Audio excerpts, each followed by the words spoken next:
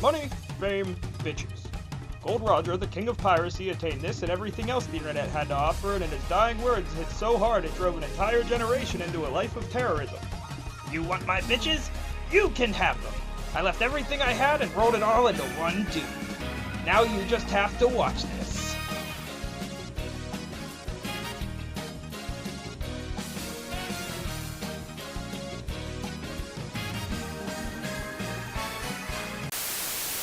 Wow, profound notes. The first episode was funny. Do you want to? Well, I'm in the middle, but You're in the middle. Do you want to do the introduction this time? Go ahead, I do did the intro. I did it in the first episode. Come on. I did the first episode. You did? I did. Okay. Hello, everybody, and welcome to the second review episode for Supercat Studios. I'm your host, Jim Bizzle. This is Ed. This is H-Dog. And yeah, they got me into this show, and I really like it. Stop here. Couldn't wait to review this. Supposedly, we're going to be covering the first saga of this story, the East Blue Saga. Forgot that part. Shit. That's okay. Thought I got it perfect. So yeah, we could jump right into that. Yeah, first episode you showed me, it was pretty funny. And ever since then, the first 10 episodes I thought were okay. It was cool enough to keep me going. And then one night we hung out and just like binged like 5 episodes. And that was the start of it all. A big problem in my life. The best problem you'll ever have. Yeah, I can't wait to finish this show, but like you said, it's probably gonna suck. That's how you feel right now, right? You have to watch it weekly when it comes out now? Yeah. That's yeah. crazy. And as soon as I got caught up, they went on the 6-month break. So, like, literally, like, a couple weeks after, and it was just like, damn. It's gotta be cool, though, like, saying I've finished it. It is, but, like, I just want, like, 1,000 plus more episodes to still just binge whenever you want. Like, don't take advantage, or don't take it for granted that you have just so unlimited episodes right now to watch. It's a... At a certain point, it stops being a chore and starts being like, yes, I have 300 more episodes still. Yeah, no, what did we say before our 15 episode binges? We'll watch 2. Yeah, we'll watch 2. Hey, maybe 1 more. Hey, maybe 15 more. Yeah, we've been going hard at it. Unfortunately, we do have to start this review with Usopp's bitch ass. I hate you, bro. If you're watching this... I mean, Usopp is bitch made. He is. Usopp is definitely bitch made. Haley tried to defend him earlier, and I really didn't like it, talking about, oh, it's his trauma, his mom died. Well, give your description of what Usopp does, Ed. Usopp brings terror to a certain village early in the story, and it's a lot like, the story The Boy Who Cried Wolf, except Usopp doesn't learn his lesson. And he continues being a little bitch. I'm about 500 episodes in. He's still a bitch. Yeah. I didn't think that was going away anytime soon, so I can't say I'm surprised. That's not even a spoiler. I don't like Usopp. Did you care about Usopp's island at all? Like, the storyline The Usopp Pirates, I enjoyed the Usopp Pirates, but Onion, carrot, and Yeah. And I thought it was cute, his dynamic with those pirates, but at the end of the day... what he does in today's standards would be like, hey, a terrorist attack is about to happen. Like, pirates mean your land's about to be conquered. You're like, yeah, it's horrible. There is no saving that. Usopp sucks, and he's also a coward. So I'm about close to halfway through the show, and I still hate Usopp. Yeah. I like your opinion. Thank you. I agree. And that's all you need to know, is just don't like Usopp. The next story arc after Usopp's introduction is Sanji's on the Baradier. It's not. We got... Fuck, am I already wrong? We got... I wrote that damn outline. I'm already wrong? We got Gaimon. Gaimon. Yep, that's right. Gaimon. And... it's so funny because you told me, like you were talking about, this is the part where stuff gets real when they start playing this music in the show.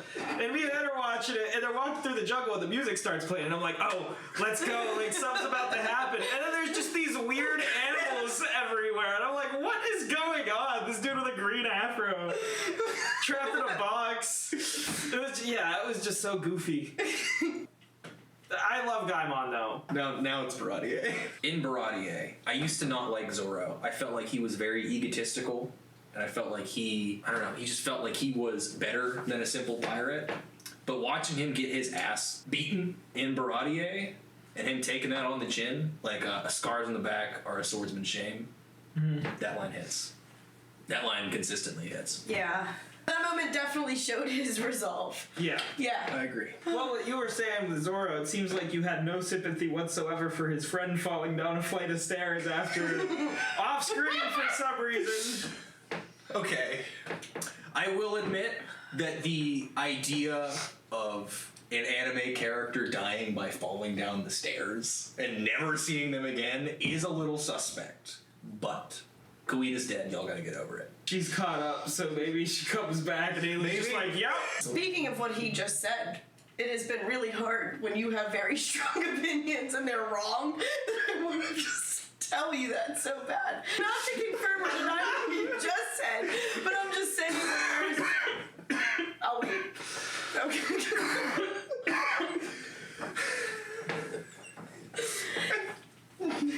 There have definitely been times where I've wanted to spoil things so bad because you have such a strong opinion about what is happening, and I don't know if this is what we are going to talk about next or not, but speaking of, like, Nami, like, your strong opinion on her, and I knew whenever you watched that arc, you were gonna feel so bad. Yeah, I did. Pretty bad. There were a few, like, jaw-dropping moments in that I could not believe. So that you get a hint of like how the show's gonna be like when like the Sanji pirate story, basically how, you know, they starve on a beach and then, you know, they start a thing where they feed the hungry no matter what, and then you have Sanji at the end of that getting on all fours and be like, thank you for being so nice. Like, that was the first time I was really moved a little bit by the show, and I was like, okay, yeah, this is good. This is really good. But yeah, the whole Sanji thing with that, he's still a simp, and we can't ignore that. I never liked that about his character. Like, at times it could be goofy. Yeah. And there's definitely some humorous times with it. But overall, I was just like, it... I mean, honestly, though, like, a lot of his character, you see him and talk to him, they talk to him, not me. They're talking, and he's just, like, this more serious kind of guy. So I guess it does add some comedy to his character. Yeah. I like later on when he's like, Nami! That stuff's Nami's fun! That's my favorite. It was really funny. Well, when they introduce him, he's like flirting with that one douchey character's girl. And yeah. they make him look so cool. But when any other girl's around after that, heart eyes, and it's just, hi! It's, like, I love in the show how he'll cook these meals. It's like he says it eventually. Like, he's like, the meals I cook for you guys are easy. But for Nami, these ones are super... with the best ingredients possible. It's like, bro, come on. Or how he'll always hand deliver Nami a meal and then just say, y'alls are in the kitchen. Yeah. Get it yourself. Back to, what's her name? Nami. Yes. That, like, it's like steps. It keeps hitting you harder and harder throughout. And when it gets to Nami, I feel like that's when it gets to that point in the show where you're like, this is so well written. And this is such a good... Every cliffhanger, the villain, Arlong... I wanted to see this dude die so bad that we had to binge it all the way through, held this man hostage and everything, just to watch it all the way through because I hated this character so much that I just wanted to see him defeated. And spoilers, I got what I wanted. I can confirm we did sit down and watch 14 straight episodes. We started and finished Arlong Park in a day. It was great. I've never hated a character so much. The way that... It's really impressive that in anime... Like, in a movie, it's a person, you know? Like, it's flesh and blood. I can see why you'd hate, like, or you'd grow to not like a character that acts a certain way. I feel like it's a whole other level of impressive when it's something somebody drew, and... The cop-out is crazy. I'm sorry. When it's a cartoon, bitch! Alright? That's what it is. It's a cartoon. I don't care. It's great. I love it. I love the show. Okay? You need to say, anybody got mad at me? It's a cartoon. I don't care. I love it. You need to stop bitching. Keeping that... No, I'm done. The cop-out. I was waiting for that shoe to drop. Yeah. How did did you guys feel about watching Luffy destroy, like, him and Arlong, like, destroying the map room? Like, where Nami was pretty much imprisoned. In the flashbacks that it would put in there of her and, like, her seeing this happen. Like, yeah, to me, that was, like, one of the first most powerful, like... Absolutely. Yeah. I feel like the best emotional moment in this arc and kind of this entire saga is, when Nami's stabbing her tattoo and you just see Luffy grab that arm and he got that serious look in his eyes. Man, he'd go... Putting the straw hat on Nami.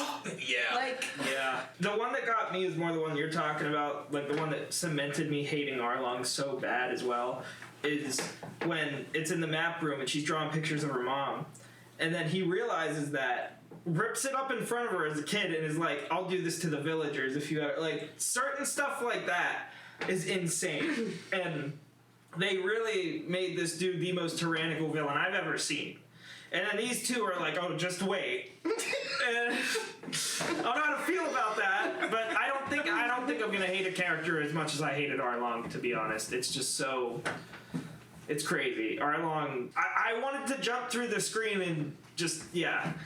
But like, when they show up, that's what's so great about the show, though, because when they show up and they're about to do it, and you see that cool shot of them walking with the music, you really feel like, yes, this is what I've been waiting for. This dude is about to get his.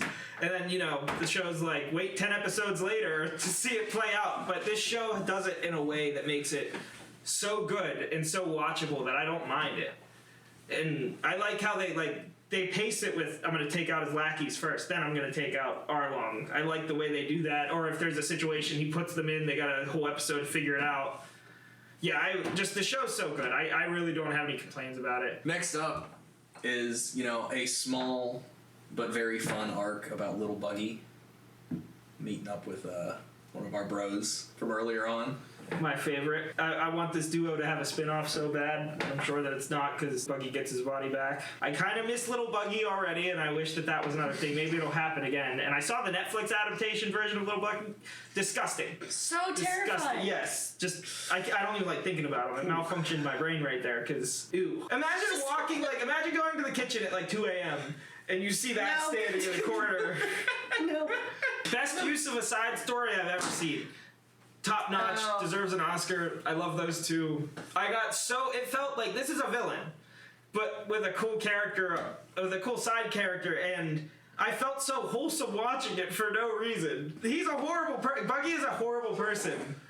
And I remember getting this warm, cozy feeling watching these two share, because they're sharing booze, they're laughing, and it's just like, this is nice. It makes you like Buggy and forget all the horrible things that Buggy does.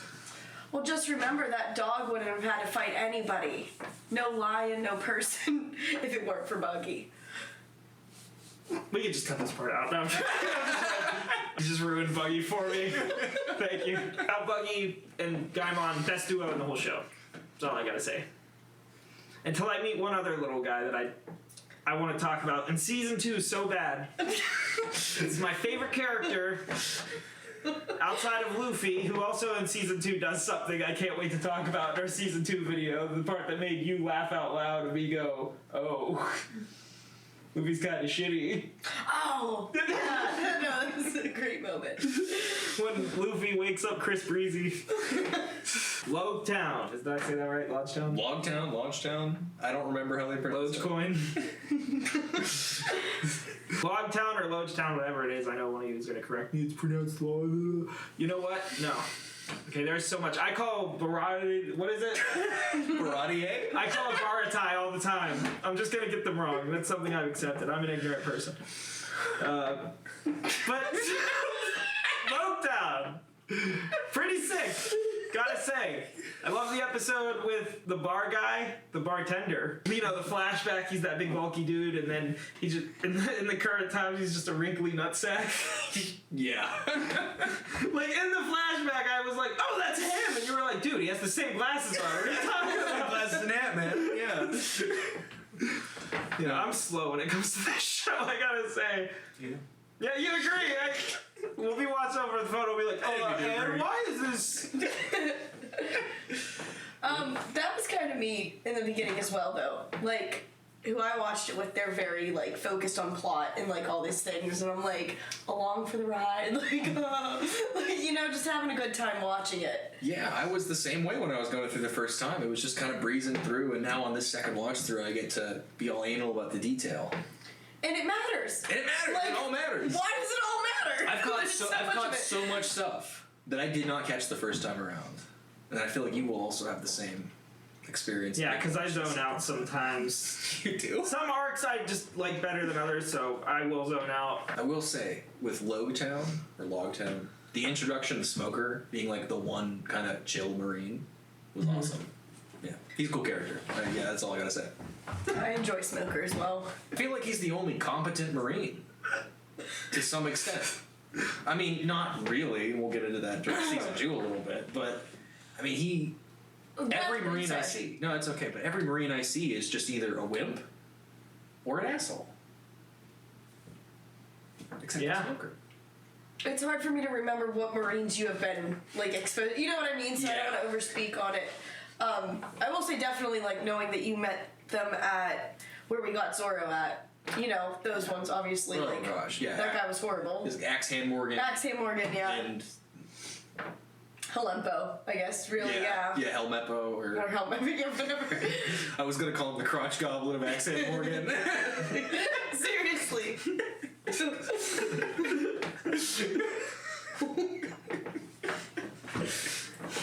That haircut. Oh man. Do you both of you enjoy the goofy versions or like the goofy drawings for some of these Yes. enemies? It's one of the best parts about the show. Yeah. Captain Smoker has 2 cigars in his mouth at all times.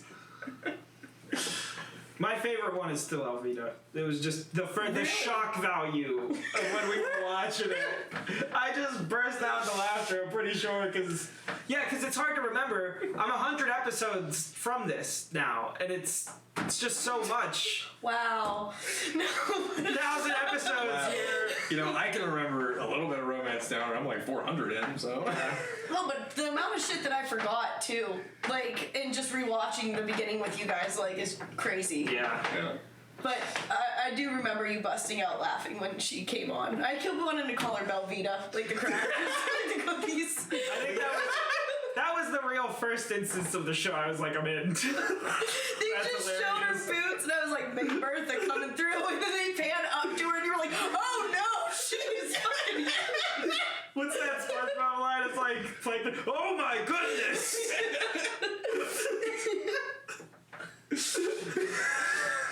And I will say, that's at the very beginning of the first episode, you know? Like, them seeing her like that, pretty much. And, I was so excited for you to start watching it that having that experience, you just off the bat are laughing. I'm like, this is gonna be amazing. And I feel like it was. Well, I really enjoyed it. Not to spoil later seasons, but season 2, there's hairstyles like Mr. 3, and it's, it's ridiculous. They always know how to make something funny. Yeah. Sometimes it's funny voiceover, sometimes it's other stuff. In Dragon Ball, not to talk about another one, but I'm going to, there was just this character, that talked yes, whatever he talked, it was really funny, it kept making me laugh. So anyway, Warship Island. I was curious about Luffy being able to communicate with the dragon. Yes. First off, I was that's something that, I immediately was, thinking about it in terms of okay, so his devil fruit is this as far as we know, what does that mean? Why is he able to, because it's not just a common thing. But then that little girl was kind of able to communicate. I'm like, so what does this mean? Yeah, kind of thing. They stuck a dying pet story in there, and I was just, it got me. It was the first time the show really got me, and after going through Nami's stuff, where her mom gets shot, and her sister gets shot, and you think her sister dies, which got the biggest reaction out of me in the show, just, ah! I say it's like in Breaking Bad, and spoilers for that, Gus is about to die, and, the dude's ringing the bell, ah! That was what I felt like when she got shot. Because it was that was so out of nowhere. Yeah, it's just stuff like that. And that they do the same thing with arcs that'll get you in the feels. They'll ease you into it. You will not expect it to be going there, and it just gets there. And with that dragon arc, I feel like the show's good at making it a metaphor almost. I would say that dragon arc was a metaphor for a dying pet story.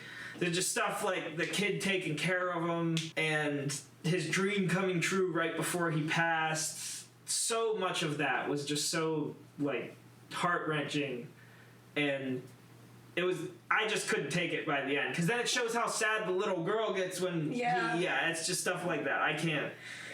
It got me. It got me so worried. bad. I'm sorry. I'm so worried about you watching this show. I'm afraid of what it's going to do. You've already ruined it.